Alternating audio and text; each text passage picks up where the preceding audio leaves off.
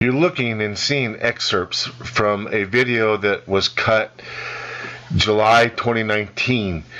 It was winter for Australia, and we were looking back at Australia, what had happened in 2019, and 2019 wasn't a very good year for anybody, really.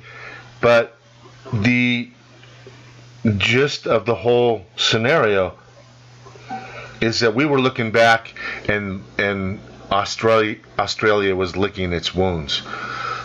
And we were taking an accounting of what had happened and then compared it to the current summer situation in Europe,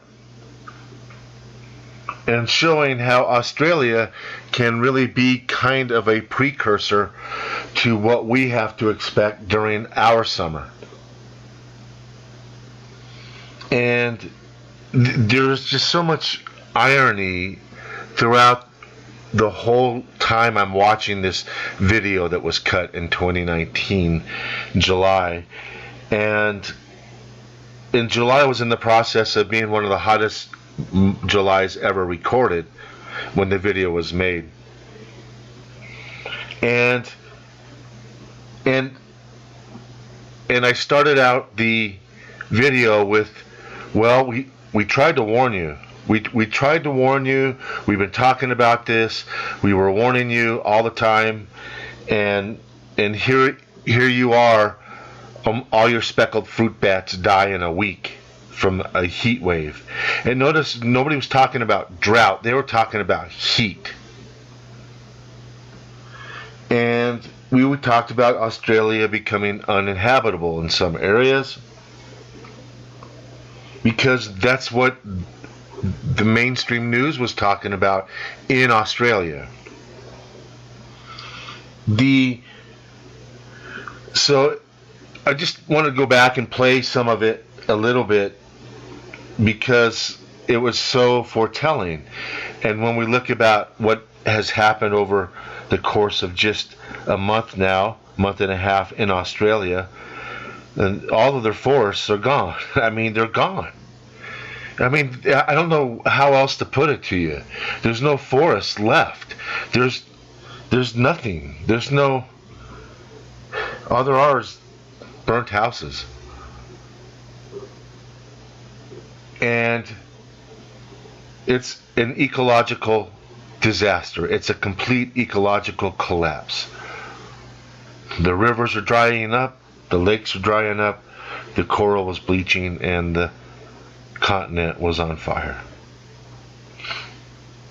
And so the question is when are we going to put our foot down?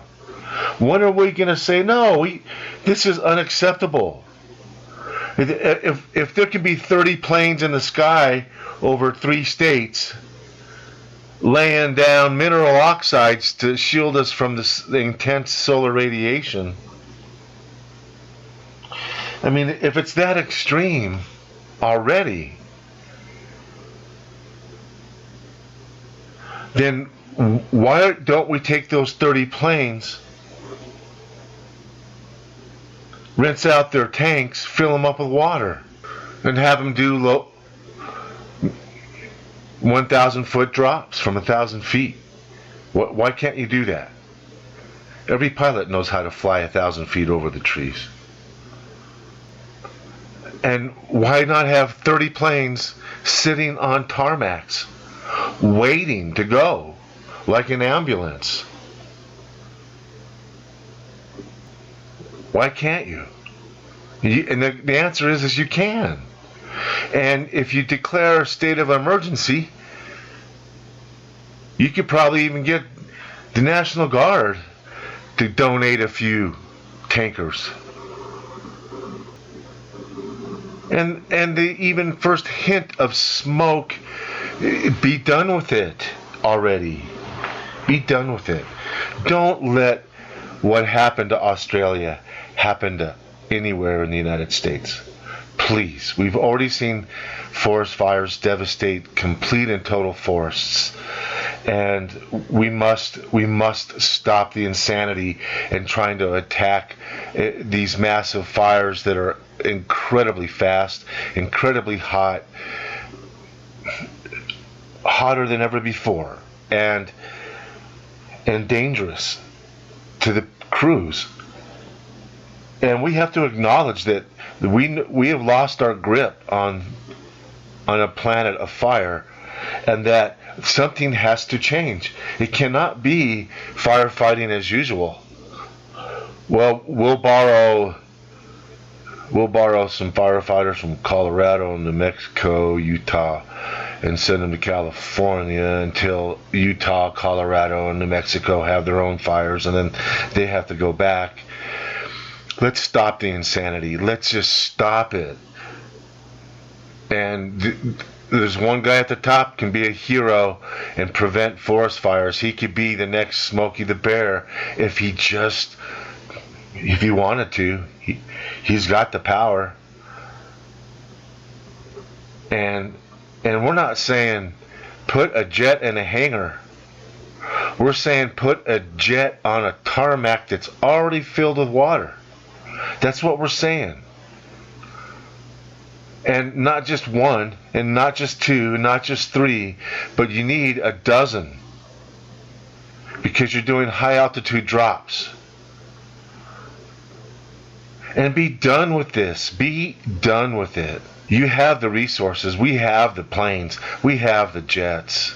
And there's already so much dark money going to piloting stuff that involves aircraft. Remember Air America?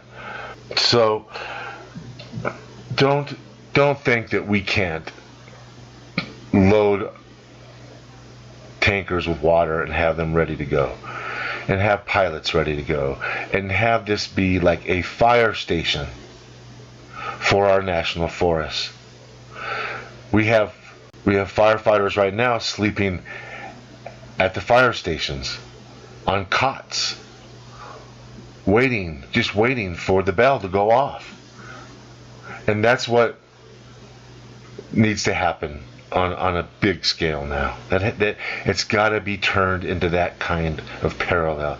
You have to have pilots sleeping on bases so they can hop into tankers that are already loaded with water and get the heck over the fires. It can be done, and it wouldn't be hard. It would actually be quite easy to some of the tasks these people undertake. All you're doing is taking a few jets out of the geoengineering spectrum and putting them on a firefighting spectrum for 3 months, 4 months. That's all you're doing. So do it. Please, don't let us burn. Please. Don't let us ignore Australia and then throw our hands up in the air like, well, what are you going to do? There's a lot you can do. You could thin your forests, and you can start having a fire department for your forests. The way we fight forest fires now has become outdated. Just like when a handful of town folk would grab buckets out of the horse trough and try to put out the barn fire. And you all know that's what we're doing. We're taking water buckets and trying to put out a barn fire. You know that's what we're doing. You know it. So it's time to get a fire department for the forest. After all, we have fire departments for every single man, human, and woman, child. There's people sleeping on bunks right now, just in case our house catch on fire. So when the world catches on fire, what do? It's time to put down the buckets, and it's time for Plan B. It's time to evolve. Because failure to evolve means failure to thrive and survive.